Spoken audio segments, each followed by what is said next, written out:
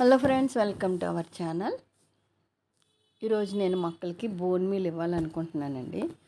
Bone meal అవి parcel ఫ్లిప్కార్ట్లో తెప్పించుకున్నాను.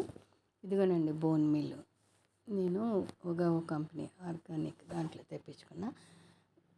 మనకి ఆన్లైన్లో దొరుకుతాయి బోన్ మీల్. మీకు నచ్చినట్టు తెప్పించుకోవచ్చు. నేను ఎవరిని కూడా ప్రమోట్ చేయట్లా, నేను తెప్పించుకున్నది చూపిస్తున్నాను అంతే. ఈ బోన్ మీల్ అనేది చాలా యూజ్ ఉంటుందండి మొక్కలకి. ఇది స్లో రిలీజింగ్ ఫెర్టిలైజర్ అనమాట. సో ఇట్లా పండ్ల మొక్కలకి, కాయగూర మొక్కలకి, పువ్వుల మొక్కలకి చాలా యూజ్ అవుతుంది. దీంట్లో ఫాస్ఫరస్, కాల్షియం ఎక్కువ ఉంటుంది, పొటాషియం కొంచెం తక్కువే ఉంటుంది. కానీ ఇంకా చాలా మినరల్స్ ఇవన్నీ కూడా దొరుకుతాయి అన్నమాట.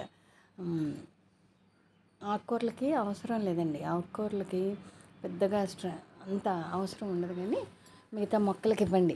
ఇది పువ్వు కాయ స్టేజ్లో మారడానికి, పూత రావడానికి కూడా చాలా యూజ్ అవుతుంది. సో మనకి సీడ్స్ కోసం వదిలేస్తాం కదా కొన్ని ఆకుకూర మొక్కలు, అలాంటి వాటికి ఇస్తే మనకి సీడ్ చక్కగా క్వాలిటీ సీడ్ వస్తుంది అన్నమాట. తర్వాత ఇది ఇవ్వడం వల్ల మనకి ఫోటోసింథసిస్ బాగా జరుగుతుంది. ఎప్పుడైనా మనం మొక్కలు ట్రాన్స్ప్లాంట్ చేసినప్పుడు మనం పెట్టి ముందు ఆ గోతిలో కొంచెం ఇది బోన్ మీల్ వేసి మొక్కను పెడతాయండి. ఆ రూట్ సిస్టమ్ బాగా డెవలప్ అయ్యి మొక్కలు బాగా పెరుగుతాయి అన్నమాట. స్టెమ్స్ ఎక్కువ వస్తాయి, మొక్క చాలా స్ట్రాంగ్గా ఉంటుంది, దానికి రెసిస్టెన్స్ పవర్ పెరుగుతుంది. సో ఇమ్యూనిటీ పెరిగి వాటికి తెగుళ్ళు తక్కువ వస్తాయి అన్నమాట.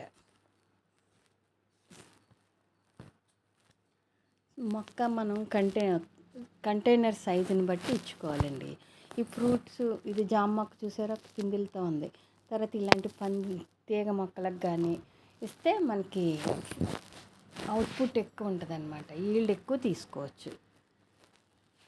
అన్ని మొక్కలకి ఇవ్వచ్చండి. దీన్ని లిక్విడ్ ఫామ్లో కూడా ఇవ్వచ్చు. చీకటి అయిపోయింది.